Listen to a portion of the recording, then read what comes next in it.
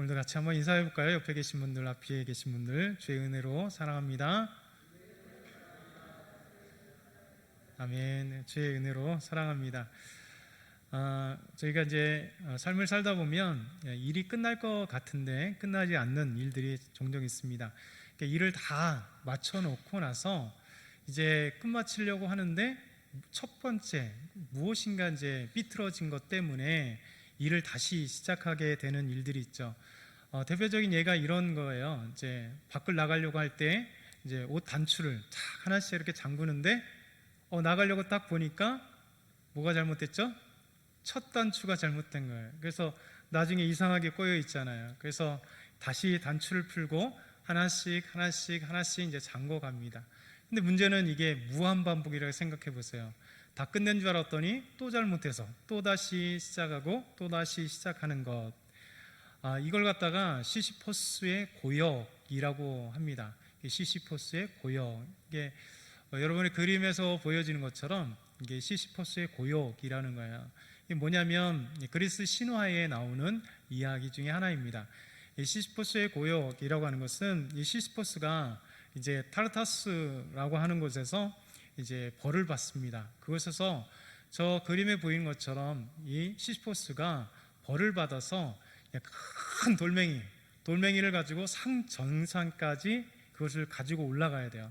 그래서 산 정상에 갖다 올려놓으면 끝나는 겁니다. 문제는 이 시시포스가 그 어마어마한 돌멩이를 가지고 겨우겨우 산 정상까지 올라갈 쯤에 돌멩이가 부르르 내려오는 거예요. 시시포스가 다시 또 내려와서 그 큰 돌멩이를 힘들게 구르기도 하고 매기도 하고 하여튼 또 정상까지 올라가는데 또 돌멩이가 부르르, 이게 영원 반복이에요. 무한 반복. 그래서 이 그리스 신화에서 시시포스의 고역이라고 하는 것은 영원히 고통받는 고통의 그 벌, 이것을 대표적으로 얘기하는 것입니다. 여러분, 시시포스가 여러분이라면 어떻겠어요? 삶 가운데 정말 이게 무엇인가 끝내야 되는데 산 정상에 다다라서 그 무거운 짐을 딱 올려놔야 되는데 그렇지 못하고 다시 우르르 다시 시작. 그렇다면 고통스러울 것 같습니다. 근데 사실 죄가 그런 것 같아요. 죄가 시시포스의 고역처럼 오늘 죄 지은 인간은 삶의 정상에 그 무거운 짐을 내려놓고 이제 쉼을 누리려고 하는, 안식을 누려야 되는데 죄라고 하는 것은 우리 인간에게 끊임없는 고통을 안겨줘요. 그래서 죄라고 하는 것은 평생 쉼을 누릴 수 없는 고통의 순간을 우리에게 짊어지고 그렇습니다. 그래서 죄의 삭은 사망이라고 그러잖아요. 결국 쉼이 아니라 사망이 이루는 것이고, 죄는 하나님과 우리 사이를 갈라놓음으로 결국 하나님을 만날 수 없게 되는 것이죠. 사실 하나님을 만나야 되잖아요. 하나님을 만나야 하나님께서 주시는 영원한 은혜를 누리고 구원을 누리고 삶의 쉼을 누리고 정말 행복할 텐데, 죄는 결국 사망일 뿐만 아니라 죄는 하나님을 만나지 못하게 만들므로 하나님께서 주시는 그 무한한 쉼과 은혜를 누리지 못하는 겁니다. 죄인에 대해서 예레미야 2장 13절은 아주 정확하게 이렇게 정의를 해줍니다. 예레미야 2장 13절 같이 한번 읽겠습니다. 시작. 내 백성이 두 가지 악을 행하였나니 곧 그들이 생수의 근원 대신 나를 버린 것과 스스로 웅덩이를 판 것인데 그것은 그물을 가두지 못할 터질 웅덩이들이니라. 하나님이 이렇게 얘기해요. 내 백성이 두 가지 악을 행했답니다. 두 가지 악. 하나는 뭐예요? 두 가지 악을 행했네. 곧 그들이, 이스라엘 백성들이 생수의 근원되는 나를 버린 것. 그러니까 여호와 하나님은 생수의 근원이 되시는 거예요. 여러분, 생수가 뭡니까?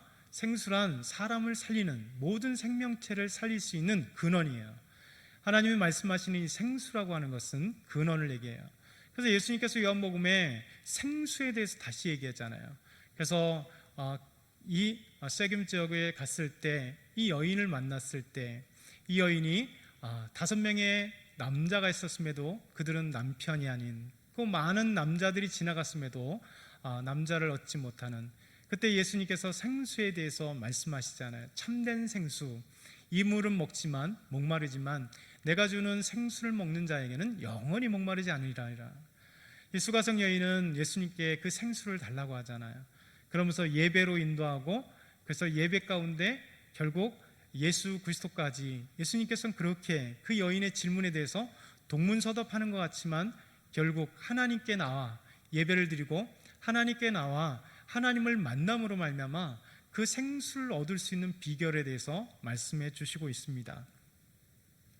그래서 하나님은 이스라엘 백성들에게 두 가지 악을 행했는데, 그 첫 번째가 생수의 근원이신 나 하나님을 버린 것.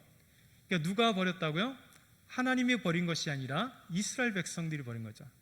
결국 죄인인 우리가 하나님을 버린 겁니다.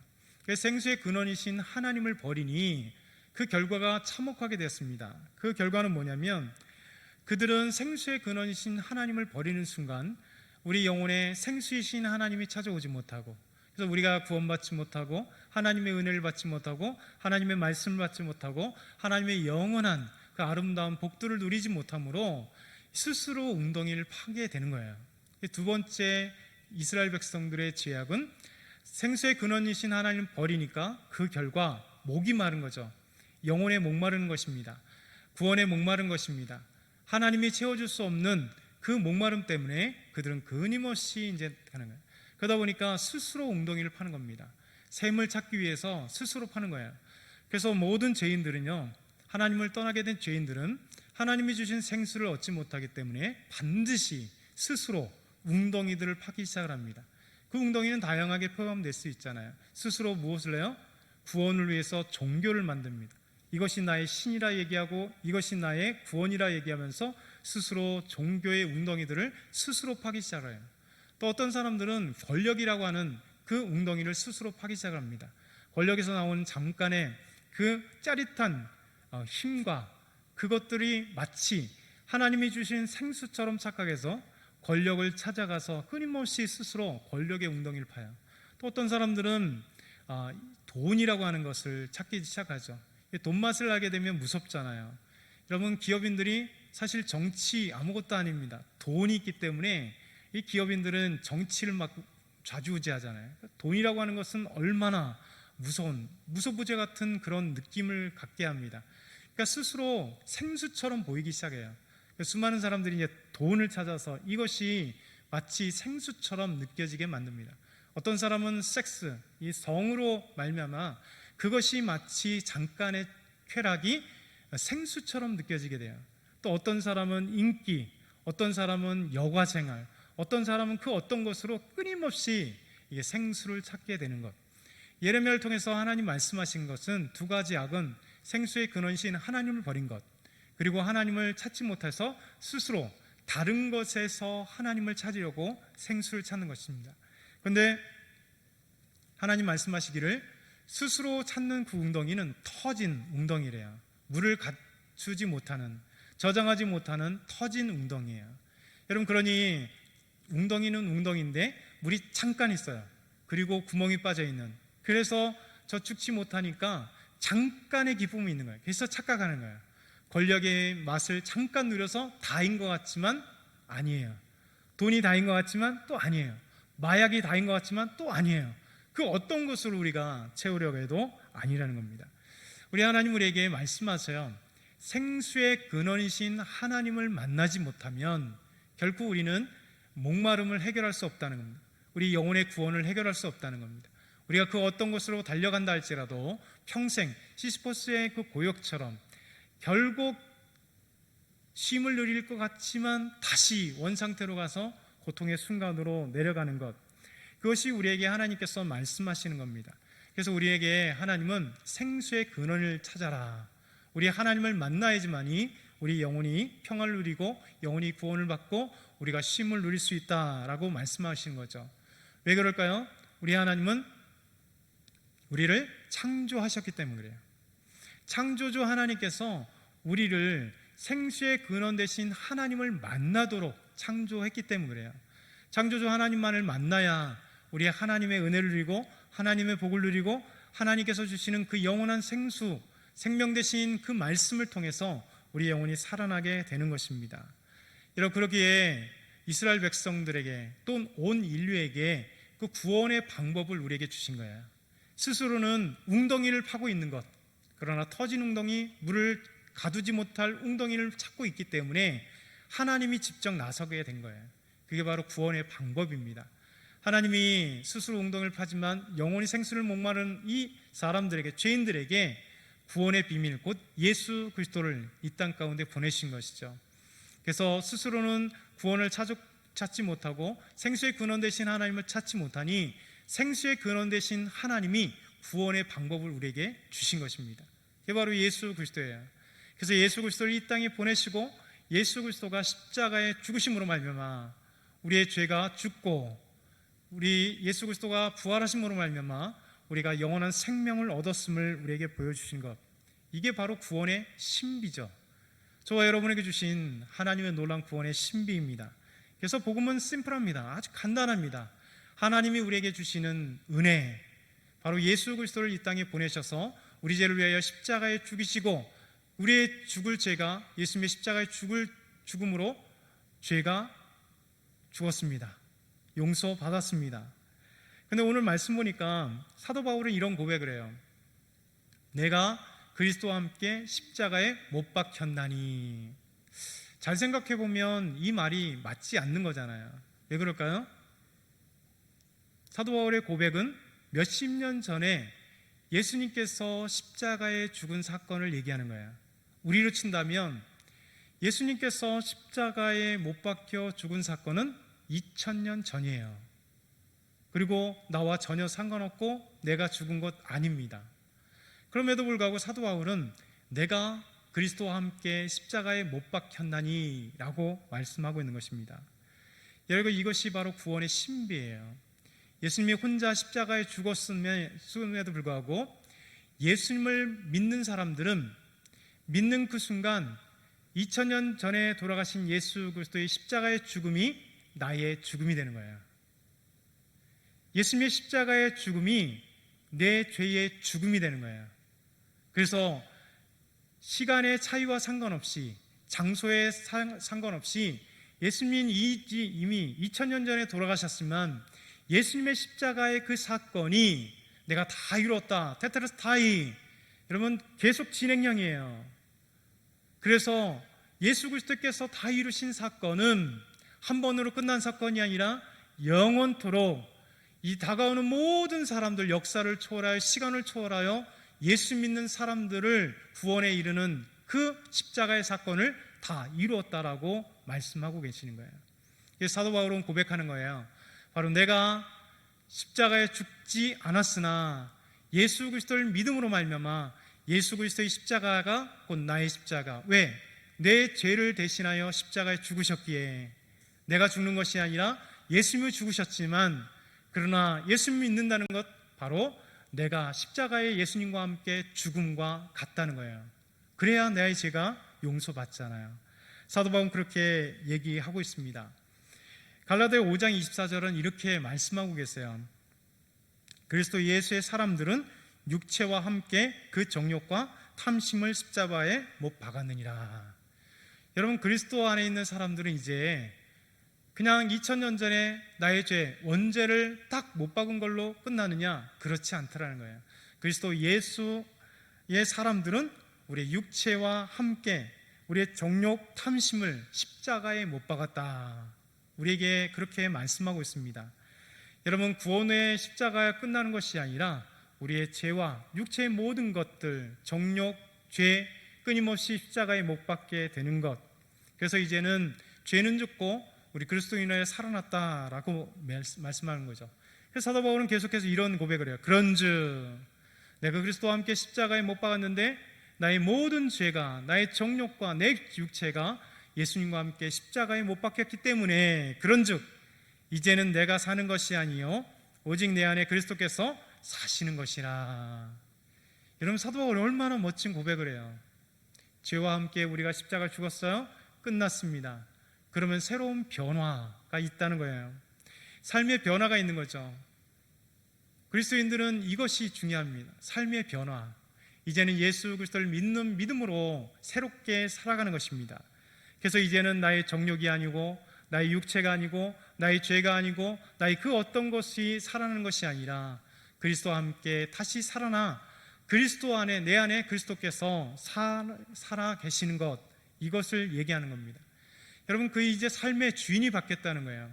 내 육체의 주인이 나였으나 이제 예수 그리스도를 믿고 난 뒤에 나의 주인은 예수 그리스도, 나의 주인은 하나님. 그래서 이제 내가 사는 것이 아니라 내 안에 예수 그리스도께서 사심으로 말미암아 주님께서 말씀하시는 명령하는 바 내 삶의 영역에서 그렇게 순종하며 살아갈 수 있는 것, 삶의 변화다라고 말씀하는 거예요. 오늘 말씀 2장 20절을 보면 산다라는 이 말이 짜우라고 하는 헬라어인데 4번 나옵니다. 4번. 내가 사는 것은 사는, 그러니까 내가 사는 것, 또 내 안에 그리스도께서 사시는 것, 사는 것. 그다음에 육체 가운데 사는 것은, 믿음 안에서 사는 것은, 이게 산다라고 하는 동사 짜우가 4번 등장해요. 근데 이게 현재 진행형이에요. 참 멋지게 이 말씀을 쓰잖아요. 하나님께서 이 말씀을 기록할 때요, 저자를 통하여서 말씀을 기록하게 하실 때 다 의미를 두는 겁니다. 여러분, 이 문장 하나하나에, 단어 선택 하나하나에, 또 그것에 이런 법들, 과거는 현재든 미래든 아니면 진행형이든 의미 있게 사용되는 거예요. 그래서 우리가 산다라고 하는 것은 현재 진행형으로 무엇이냐, 우리 그리스도인들은요 과거가 아니라는 겁니다. 항상 현재 진행형으로 살아간다는 거예요. 우리 믿음으로는 뭐냐면 내가 예수 그리스도 안에서 살아가는 것, 계속해서 현재 진행형으로 주님과 함께 지금도 살아가고 지금도 살아가고 지금도 살아가고. 많은 그리스도인들이 이 과거를 자꾸 생각해요. 무슨 얘기일까요? 지금 그렇게 안 한다는 얘기잖아요. 과거에 내가 선교 회장이었어 얘기하잖아요. 과거에 내가 학생부 회장이었어, 내가 과거에 청년부 회장으로서 임원으로서 잘 날렸어, 나 과거에 단기 선교 몇 번 갔다 왔어, 이렇게 얘기를 할 수 있잖아요. 근데 그것은 과거예요. 그렇게 자랑하고 이야기하는 사람은 현재가 없다는 거예요. 현재는 봉사하지 않는다는 거예요. 현재는 교회에서 떠나갔다는 거예요. 현재는 교회를 그냥 다니는 분들이 이런 얘기를 참 많이 합니다. 현재를 살아가는 사람들은요 현재 얘기를 해요. 내가 현재 찬양대 아름답게 부족하지만 섬기고 있다고, 내가 부족하지만 구역장으로 우리 구역 식구들을 위해서 기도하고 이 구역 식구들에게 말씀을 전하기 위해서 정말 눈물을 흘려 예배드리고 말씀을 하고 성도의 케어, 어떤 상황이 있든지 기도해 준다고, 이렇게 얘기를 하는 거예요. 그래서 현재 진행형은 우리의 믿음이 현재 진행형이 돼야 됩니다. 아름답잖아요, 이렇게 현재 진행형. 오늘 말씀은 이 말씀이에요. 우리 주님께서 우리에게 짧은 말씀을 해주세요. 사도 바울이 내가 그리스도와 함께 십자가에 못 박혔다, 예수님이 2000년 전 사건이 예수님으로 끝나는 것이 아니라 나의 죄, 나의 잘못, 나의 모든 것들을 십자가에 함께 못 박힌 것, 혼자 죽으셨으나 나의 믿음, 예수님 믿는 그 순간 내가 그와 함께 십자가에 못 박혀 나의 죄는 용서받았다. 그런즉 이제는 내가 사는 것이 아니요 그리스도 안에서 내가 사는 것이다. 삶의 변화라는 거예요. 이것이 우리에게 아름다운 모습으로 우리에게 전해집니다. 여러분, 너무 짧죠? 설교가 짧습니다.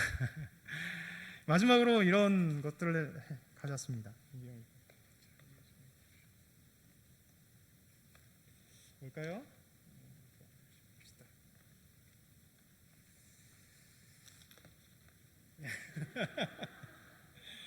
자, 이스라엘 앞에 있는 이제 골리앗이라고 하는 인형이에요. 지금 이스라엘과 싸우려고 접전하고 있는 거예요. 야, 왜 나오냐? 이스라엘의 바보들아, 여호와 하나님을 믿는 이스라엘 바보들, 너희 이스라엘의 장수들은 다 어디 갔느냐? 아니, 이스라엘의 백성들, 장수들 하나님을 믿는다고 하더니 다 도망가고 어디 가서 있어? 얘들아, 이 골리앗과 싸워 이길 장수들은 어디 있느냐? 이스라엘의 장수들이 다 도망간 것 보니까 그들이 믿는 하나님은 없구나. 얘들아, 너희들은 왜 여기 있어? 아니, 대꾸도 없네. 이건 인형극이야. 이스라엘의 바보들아, 여호와 하나님은 없다. 하나님을 믿지 말고 이 골리앗이나 믿으라. 부리부리하게 잘생긴 코와 내 멋진 칼과 잘생긴 내 얼굴과 힘을 믿도록 하여라. 믿도록 하여라. 안 믿느냐? 이것들이 안 되겠구나. 잠깐만. 너희들이 안 믿는다면 할 수 없이 이 골리앗의 가을의 신맛을 보여줘야 되겠다. 어이, 없느냐? 안 맞느냐? 그래, 다시 한번 가을의 침. 어이, 안 맞았어? 자, 이렇게 이제 인형극 중에 하나예요. 사실 제가 얼굴이 보이니까 좀 이상한데요. 이 인형극을 가끔가다 제가 이제 설교에 응용을 해요. 여러분, 인형이 지금 멋지게 살아 있습니다. 그렇잖아요. 근데 사실 이 인형극은 인형이에요. 인형이 움직이는 사람의 손이 빠지면 어떻게 될까요?